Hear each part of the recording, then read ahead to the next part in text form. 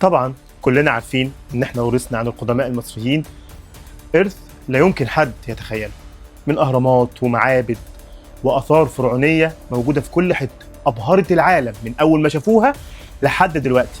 في اسرار قدمائنا المصريين سابوها لنا محدش دلوقتي قدر يوصل حتى ل1% منها. بس قدمائنا المصريين ما وقفوش عند الاسرار دي بس، ما وقفوش ان هم يكتبوا لنا الاثار بس، لا ده كمان سابوا لنا حاجات في حياتنا اليوميه وحاجات احنا عايشينها كل يوم وبنعملها كل يوم وما نعرفش ان اصلها مصري. احنا كنا جامدين قوي في اي زمن.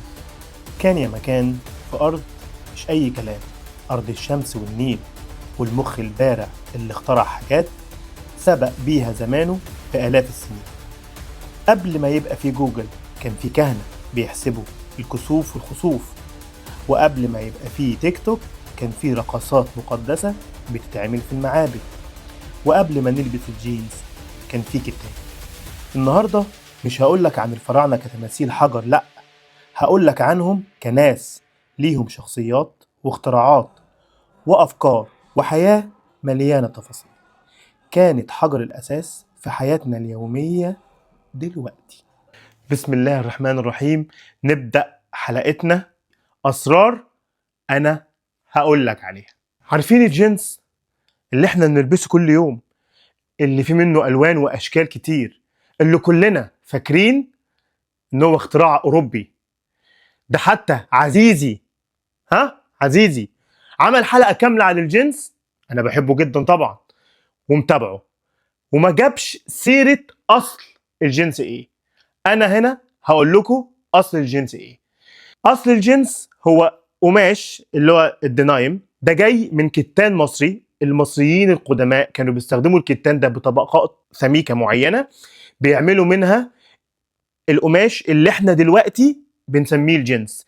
ومع مرور الزمن وآلاف السنين عدت، الأوروبيين بعد ما خدوا الفكرة مننا وخدوا القماش مننا طوروها وبدأوا يستخدموها. في البداية خالص، في البدايات كانت بتستخدم للعمال اللي بيشتغلوا في المصانع أو في مواقع البناء، وبقى دلوقتي معروف باللون الأزرق. احنا كمصريين قدماء أول ناس اخترعت العطر.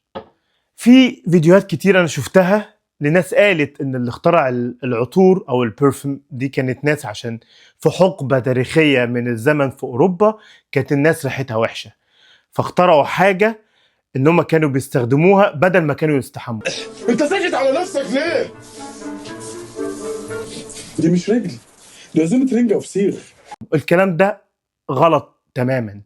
المصريين القدماء هم أول ناس عملوا فكرة العطور، وكانوا بيعملوها من الزهور، كانوا بيستخدموا منها، بيطلعوا منها روايح معينة، وكانت بتتعمل في شكل بخور بيبخروا بيها نفسهم أو المعابد اللي هم فيها.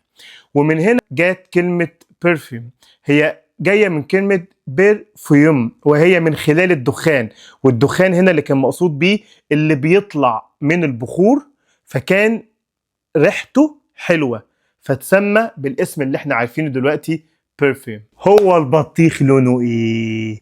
اكتر سؤال واكتر كومنت جالنا لما نزلنا البرومو بتاع البطيخ لونه ايه. من 5000 سنة المصريين القدماء كانوا بيزرعوا البطيخ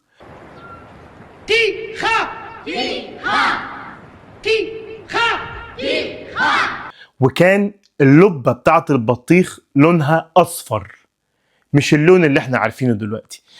وكان احنا أول ناس كمصريين قدماء اللي كنا العالم كله شاف فاكهة البطيخ اللي الووتر ميلون مننا كمصريين. بس مع التطور اللي حصل في الزراعة اتحول من اللون الأصفر للون الأحمر اللي احنا كلنا عارفينه وبناكله دلوقتي.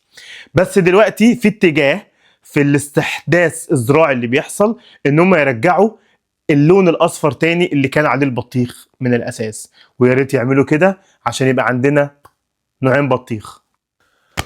اول ناس لعبوا كوره كنا احنا، وده منقوش على جدران معابد بني حسن، قواعد للعبة كرة القدم اللي كانوا بيلعبها الفراعنة، بس طبعا مش بشكل الكورة ده، كان بشكل حاجة شبه الكورة، وكان اسمها سخمت بول.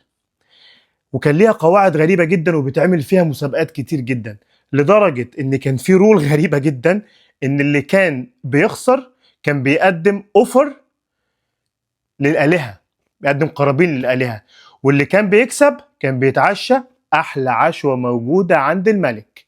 المصريين القدماء هم أول ناس نظموا السفرة، أول ناس عملوا سفرة ويكون عليها أطباق ومعالق. كانت في أوقات كتير جدا المعالق دي من ذهب أو من فضة، والأطباق كانت لا إما بتبقى أشكالها سادة، لا إما كانت بيبقى عليها رسومات. وفي حاجات ظهرت كتير جدا شفناها لأشكال أطباق بالشكل الفرعوني. وفي حاجة احنا كنا قلناها في البرومو والناس استغربت جدا، البطاطس مين حمرها؟ في أقاويل بتقول إن أول ناس حمروا البطاطس هم المصريين القدماء، وده كان ليه أسباب، إن هم عايزين إزاي يخلوا شكل السفرة بتاعتهم مختلف. فكرة البطاطس إنها تبقى محمرة في الزيت، والبطاطس المحمرة اللي احنا كلنا بنحبها دلوقتي. في النهاية بحب أقول لكم إن أي حاجة في حياتنا ليها تاريخ وليها أصل ومعاها سر. احنا كل الحاجات دي في حياتنا اليومية وما نعرفش إن أصلها مصري أو أصلها القدماء المصريين. احنا حضارة بقالنا أكتر من 5000 سنة. مش معقول في حاجات في العالم دلوقتي المصريين القدماء مالهمش يد فيها. احنا بس كل اللي محتاجينه إن احنا نذاكر تاريخنا، نؤمن بنفسنا.